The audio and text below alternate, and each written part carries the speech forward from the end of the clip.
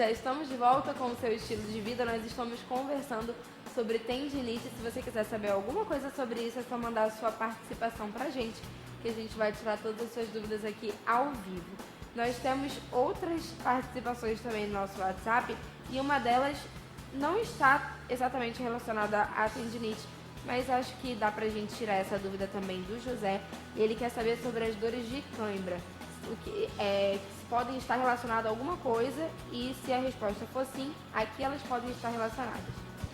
Então a cãibra ela pode estar relacionada ao problema, falta de potássio, né? Ou então contraturas musculares muito prolongadas. Então o músculo leva a uma fadiga e começa a ficar cansado e também leva a cãibra. São geralmente essas duas principais causas. Então fica a dica aí pro José que está em casa. Eu espero que a gente tenha tirado a sua dúvida. De repente, comer alimentos com mais cálcio, né, com mais potássio, né, ajude no sumiço dessa cãibra, que realmente é muito chata. Em relação à tendinite, né, vamos voltar para a nossa tendinite.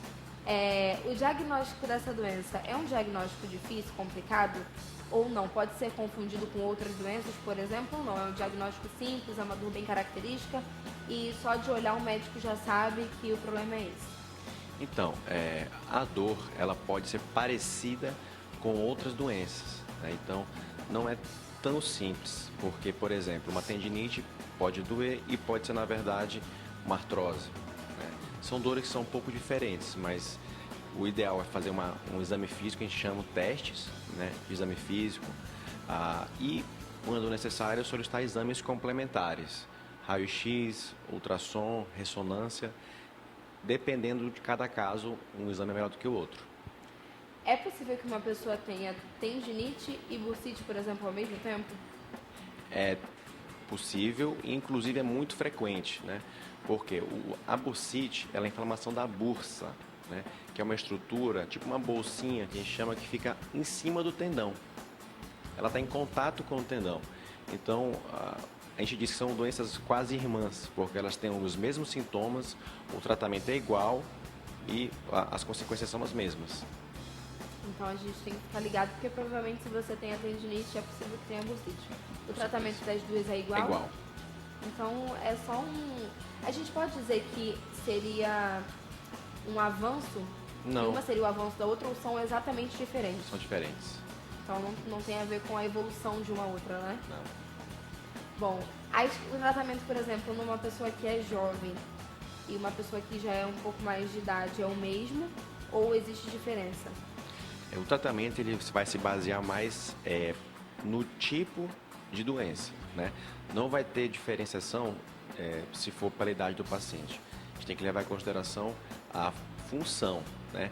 Então, o que vai variar nessa situação em relação à idade é porque, às vezes, a pessoa que tem uma idade mais avançada, ela pratica menos atividade física.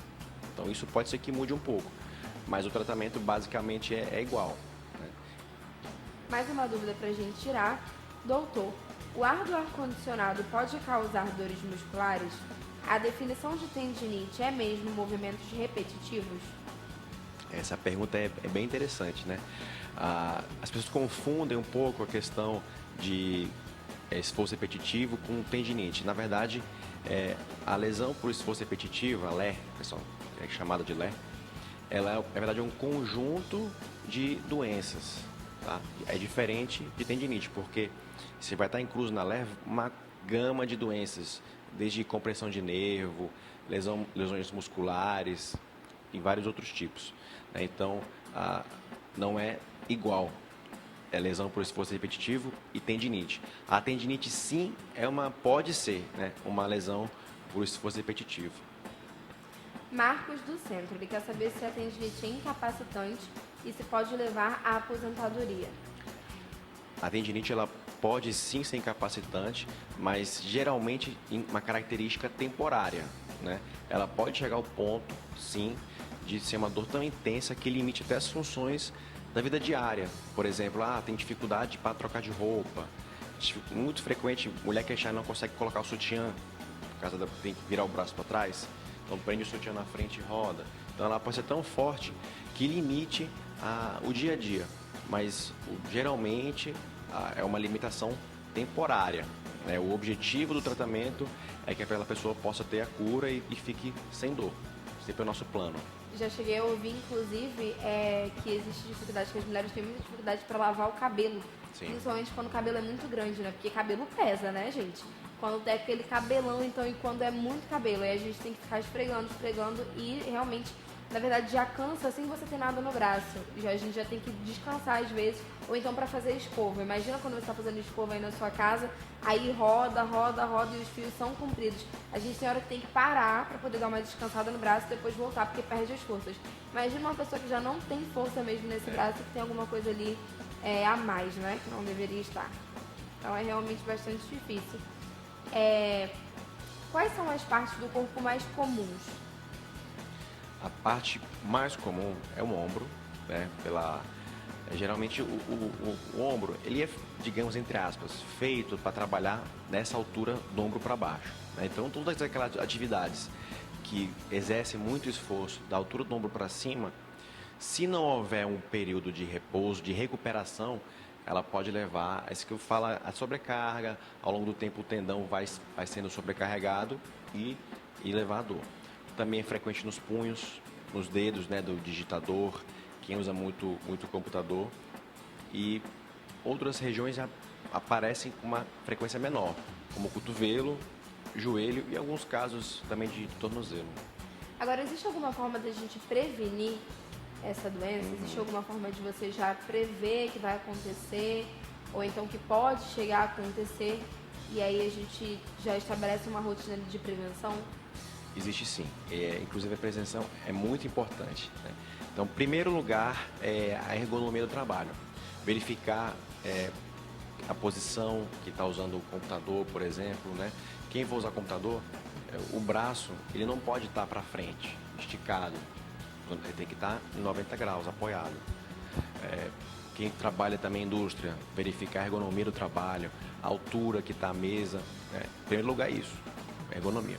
Segundo, a atividade física. Né? Você praticar uma atividade física regularmente fortalece os tendões, fortalece o músculo e ele tem uma capacidade maior para suportar essa sobrecarga. Então a gente vai fazendo todos esses exercícios e provavelmente esse músculo já vai estar preparado para quando receber aquela carga a mais. Isso é interessante principalmente para as pessoas que utilizam as partes específicas do corpo para um movimento repetitivo, como a gente viu anteriormente, né? Principalmente para as pessoas que trabalham com isso. No esporte, a gente estava conversando no primeiro bloco sobre esporte, sobre a fisioterapia atrelada a isso. Como que a fisioterapia pode melhorar e pode melhorar mesmo a funcionalidade do nosso corpo em relação ao esporte. É possível que uma pessoa que utiliza muitos braços, por exemplo, para jogar vôlei ou então no tênis de quadra, todos esses esportes que exigem muito, na verdade todos os esportes exigem muito do nosso corpo, né? Mas essas pessoas podem ter a tendinite caso façam um movimento de forma errada? Sim. Não só o movimento de forma errada, como é possível, mas a sobrecarga e a falta de preparo, né? Por exemplo, aquela pessoa que pratica uma atividade física muito intensa, uma vez por semana, a chance dela ter uma inflamação, uma sobrecarga é muito maior. Então, o ideal, eu gosto de jogar vôlei uma vez por semana, tá bom. Mas durante a semana, praticar pelo menos a musculação, para poder manter aquele músculo preparado e ativado para ele não ser submetido a uma sobrecarga uma vez por semana, que aí ele vai reclamar. Muita gente fala sobre essa questão da frequência, dessa periodicidade, de que muitos homens, por exemplo, jogam futebol só no fim de semana. E aí não só a questão da musculatura, a questão do corpo mesmo, mas como o coração pode sofrer um ataque justamente por causa dessa falta de costume, né? Essa falta de frequência. É verdade, você praticar atividade física intensa uma vez por semana, você está se expondo a muitos riscos. Como você falou, o próprio risco cardiológico como risco físico. O corpo não está preparado. Então, quem não conhece alguém que se machucou jogando futebol, joga uma vez por semana, isso é muito comum, perigoso na verdade, né? Os idosos se recuperam mais lentamente do que os jovens? Geralmente sim. A recuperação do idoso depende muito dessa resposta do organismo. O tratamento dessas doenças depende da resposta do organismo. E no caso do idoso é um pouco mais lento. A diferença é que o jovem é muito mais ansioso, né? Então, ele sente mais essa demora. O idoso ele tem mais paciência, tem mais experiência, né? Então ele consegue esperar um pouquinho mais tranquilo. E, de certa forma, o idoso não tem tanta necessidade de voltar às atividades. A gente poderia dizer assim, né? Porque na maioria dos casos, é claro, né, gente, não generalizando, mas, por exemplo, quando você fala de um jovem que é esportista, ele precisa voltar para aquilo ali porque provavelmente é o trabalho dele, ou então, enfim, ele precisa estar em contato com essa atividade. O idoso normalmente faz atividades para ocupar o tempo, né, para poder manter ali aquela estrutura física e tudo mais. Então, provavelmente conseguiria encontrar uma outra atividade que pudesse substituir durante aquele tempo que ele precisa tratar aquela parte do corpo. É verdade. Atividades na água podem ser boas no processo de fisioterapia ou no processo de recuperação? São excelentes, né? Primeiro porque você não tem impacto, não quem fez uma cirurgia no pé, por exemplo, ou tem problemas de coluna, a água ela facilita a pessoa fazer os movimentos que ela precisa fazer. Tem um trabalho de fortalecimento, porque a água ela oferece uma resistência aos movimentos, né? E também tem uma característica de aliviador. Então, ela tem vários pontos positivos. Para a gente finalizar, aquelas famosas dicas, né, que a gente precisa para poder ter uma boa recuperação. Na verdade, primeiro para a prevenção, depois da prevenção para uma boa recuperação de quem já está passando por esse processo e não vai mais conseguir voltar atrás. Agora o jeito é tratar mesmo. Eu acho que, em primeiro lugar, sempre praticar atividade física. Isso é uma coisa que vai prevenir não só a tendinite, como a doenças geral no organismo, né? Quem passa muito tempo no computador, o ideal é que a cada 2 horas, 1h30, levante, faça um pequeno alongamento, vá beber uma água, porque isso vai facilitar, né, a recuperação do corpo. Isso é o mais importante. Muito obrigada mais uma vez pela sua participação. Bom dia, que agradeço o convite. E para vocês que estão em casa, a gente vai para um breve intervalo, mas daqui a pouco a gente está de volta. E ainda tem estilo de vida hoje aí para você acompanhar. Se eu fosse você, eu não saía daí, é claro. E não se esqueça de enviar todas as suas participações para a gente, dizer para a gente tudo aquilo que você deseja em relação ao programa. Se você está gostando, se você não está gostando, uma dica que você gostaria de deixar para a gente ou simplesmente um recado para nossa produção, talvez. Você pode enviar, nosso WhatsApp está sempre disponível para vocês. 92 é o código de Manaus, 98111 4512 é o número da nossa produção e a gente volta daqui a pouco, é bem rapidinho, não sai daí.